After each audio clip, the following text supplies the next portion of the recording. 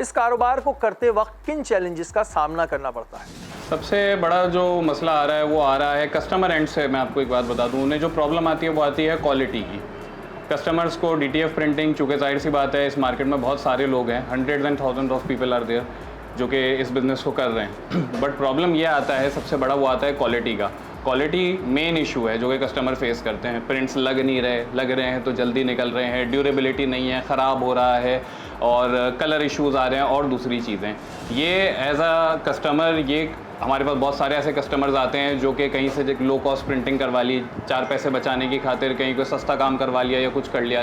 As a result होता ये है कि उनके बाद में जो प्रिंट आता है उसकी ड्यूरेबिलिटी नहीं होती। ड्यूरेबिलिटी नहीं होता, वो वॉश में ख़राब होने लगता है, वो निकलने लगता है, क्रैक होने लगता है, और कलर सही नहीं आते, लाइंस आती हैं प्रिंटिंग में। तो ये एक बहुत बड़ा प्रॉब्लम है जो कस्टमर्स फेस कर रहे हैं, और हमारे पास ऐसे बहुत सारे कस्टमर्स आते हैं। इसी वजह से हमने अपनी टीम को ट्रेन करके रखा हुआ है कि किस इशू को कैसे टैकल करना है, क्योंकि जाहिर है कि कस्टमर डायरेक्टली मशीनरी पर तो आएगा नहीं, वो तो हमारे पास आता है या हमारी टीम के पास आता है। तो हमारी टीम उस इशू को देखती है, उसको एनालाइज करती है, एंड देन उसका क्या रिजल्ट निकलता है और किस तरह से इस इशू को टैकल करके सही तरीके से किया जाए, वो हम करते हैं, और अल्हम्दुलिल्लाह हम इसमें सक्सेसफुल हैं। कारोबारी तौर पर इसमें सबसे बड़ा जो मसला है वो हकीकतन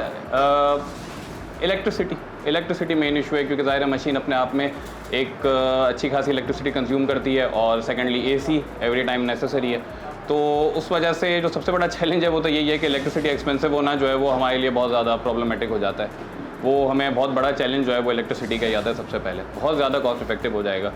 और बीइंग अ मैन्युफैक्चरर हमारे लिए तो वो बेनिफिशियल होगा ही होगा, कस्टमर्स के लिए वो उससे ज़्यादा बेनिफिशियल हो जाएगा, क्योंकि इलेक्ट्रिसिटी का आप इससे अंदाज़ा लगाएं कि हमारी मशीन अगर फॉर एग्जांपल 20 आवर्स हम ऑपरेट करते हैं या 15 आवर्स ऑपरेट करते हैं, तो हमें 15 आवर्स में उसको एयर कंडीशनिंग में ही रखना है, क्योंकि ये उसकी एक रिक्वायरमेंट है, उसको एक सर्टेन टेम्परेचर चाहिए जो हमें उसे प्रोवाइड करना ही करना है।